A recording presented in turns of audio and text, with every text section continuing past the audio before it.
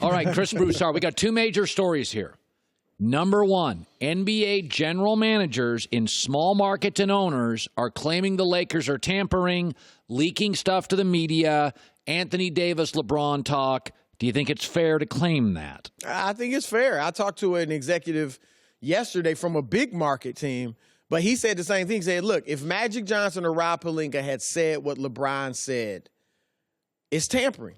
So how does LeBron get said away with basically it would be amazing. He didn't say that much. I mean, he just said common sense. It'd be amazing. It'd be incredible. But it does let a guy know you want him to come to your team. They share the same agent, so of course Anthony knows that. So why can't? See, this is funny. Let me add this. Know what this executive said? What? The next thing he said, there should have been a follow-up question. Who you giving up for him? Who you giving up for Anthony? It'll be amazing or incredible that he comes. See, and my thing, LeBron, we know for the last 9 years, there's been drama every season with LeBron on this team. Some of it self-made, right? Right. The tweets, the Instagram. So I think he thrives in that. And he could have started up a little drama recently just with that quote about Anthony Davis, because if you're on his team, you're saying, wait a minute, we can't just go sign Anthony Davis. So LeBron, in saying it'd be amazing to get him, is he saying me, you, whoever should be shipped out? Yeah, he is. But well, I also think, owners love to control the league. This is the downside of the NBA.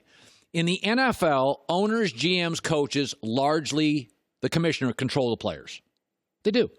Everybody pushes back, but it's the strongest league by a mile. In the NBA, the star players control the league. They didn't under David Stern. By the way, the media loves that, but it's tough because when you give players total control, they can go wherever they want to go, and it hurts parity. The NBA's got no parity. The NFL controls its players. You have incredible parity. I mean, God, Chris, this weekend, 12 of the 16 games have playoff implications. Right. The executives control the league. In the NBA, the media loves the stars, but the stars are like, we don't want to play in New Orleans. We don't want to play in Memphis. So all the media loves the NBA and the stars, but this is what happens when stars control the league. They want to play in about 6 cities. Adam Silver's been great so far, but he's clearly a big-time players commissioner. Stern was not. And I think Stern was the best commissioner in American sports history.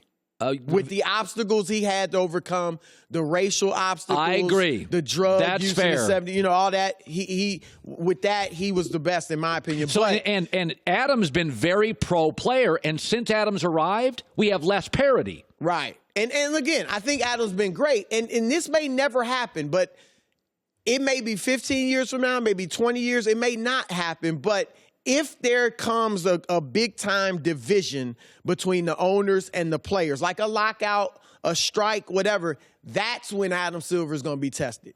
Because then you got to be pro-owner because that's who you're representing. Obviously, you want to balance, but that's where his softness with the players could come back to bite him. Second issue, Daryl Morey, friend of the show, smart guy, said on our show last year, as the Rockets were trying to knock off the Warriors, he said this. Okay, obsessed is not necessarily always great for business.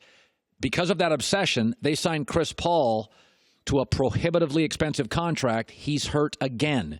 Do you think their window's done? Chris Paul can't stay healthy.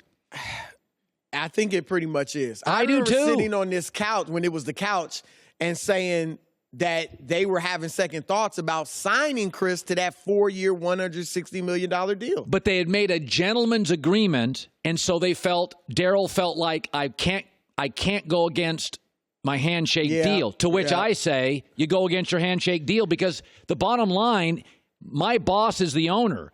And if Chris Paul is not healthy, and I love Chris, he can't stay healthy. Chris will be 34 at the end in May, I believe.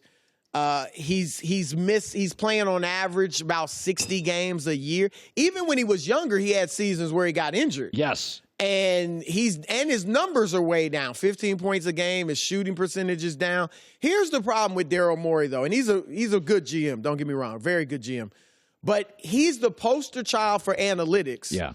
And I agree with you. I like manalytics. I'm not totally analytics. I'm 70% analytics, 30% manalytics. Right. I like that philosophy. However, Morey, to be the poster child of analytics, he makes moves that go directly opposite to analytics. Signing Dwight Howard, that was a good basketball move to most people, but it didn't fit analytics. It's Chris Paul's not a good. Chris Paul was a mid-range shooter.